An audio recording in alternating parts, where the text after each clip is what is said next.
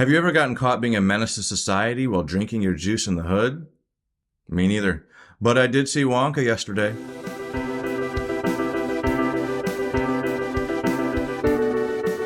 Wonka is directed by Paul King, the director of the very successful Paddington movies. I've never seen the Paddington movies, but last I checked, they were some of the highest rated movies on Rotten Tomatoes. And so you know right away that this movie is in very good hands. And I think this movie has all the makings of an instant classic. Paul King did a very good job with this movie, as did the entire cast. And so let's get into this. You see, I'm something of a magician, inventor, and chocolate maker. So quiet up and listen down. Nope, scratch that. Reverse it. This movie tells the story of a young Willy Wonka. He doesn't have the chocolate factory yet. He doesn't have the Oompa Loompas. He just has a recipe, he has his energy, and he has his charisma. And he's hoping that using this with his awesome recipe will get him the chocolate empire that he so desires. Timothée Chalamet has done a lot in his career to become instantly recognizable. He's becoming a household name. He's a very well-rounded actor, and he's very talented. I first saw him in Interstellar. I think he was great in that movie. And ever since then, he's been doing just a wide range of movies. He doesn't want to be typecast. He plays, he'll go from playing the lead character in Dune, where he's fighting and walking on sand and swinging swords, to singing and doing a musical. He's just a very well-rounded actor, and he is a joy to watch in this movie. His career has always been very fascinating to me, and I think maybe people are sometimes a little bit harsh on him because he is pretty popular, but that's because he's a very good actor. That's why he's so popular. Kala Lane plays the young orphan Noodle, and she was a standout in this movie. She was very energetic. She had a Spitfire tenacity to her, but she had a warmth.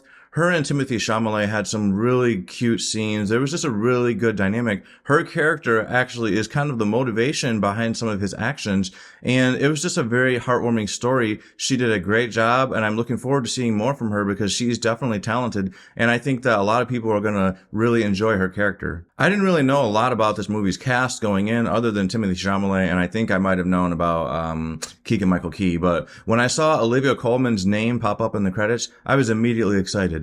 Olivia Colman, if you're not familiar, you should be, because she is your majesty. No, but she was the queen in seasons 3 and 4 of The Crown. She was fantastic. She did a great job. I think she is my favorite version of Queen Elizabeth on the show. She is fantastic. She is a well-rounded actor. You can tell that she is definitely having fun with this character. She's got messed up teeth. She just has this crummy attitude. She's just playing a fun little villain in this movie, and she is so recognizable. She's just a classic kind of character. I think there's so many characters in this movie. They're going to go down in cinema history as being just so memorable, just very classic and very entertaining and delicious and awesome, and she is just perfect in this movie. I mentioned Keegan-Michael Key. He is in this movie, and yeah, I think a lot of people are probably going to recognize him from that show Key and Peele. That show was a lot like Dave Chappelle, and it was a lot of sketch comedy. He's a very funny actor. Actually, both the actors are very funny, and he does a great job in this movie. You can tell he's having a lot of fun.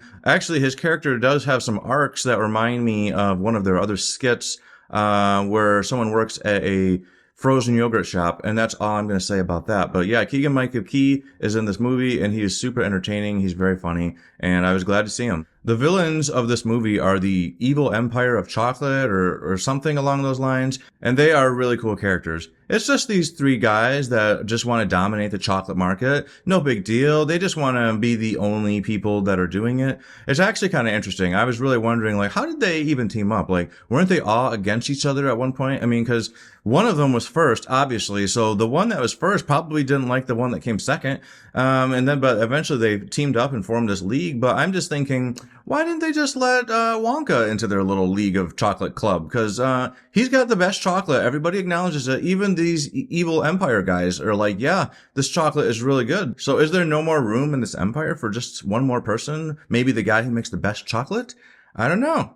But these characters were super entertaining. I thought they were funny. They were a really good pair to Timothée Chalamet's character. It helped drive the story, and it definitely entertained you. There's not a lot in this movie that I didn't like. It was a musical. It was really well done. The music is super memorable. I mean, I definitely can't say I know all the songs for sure by now, but I definitely think that when I watch this again, the songs are going to start to stick. And I think that they were really well written. But if I had to pick a con, cause I do have a gripe with this movie, and my gripe is, Hugh Grant as the Oompa Loompa. I just really didn't dig it. I couldn't tell if this was really Hugh Grant in like makeup, or if he was somehow CG version of Hugh Grant. Either way, he looked kind of just a little bit off.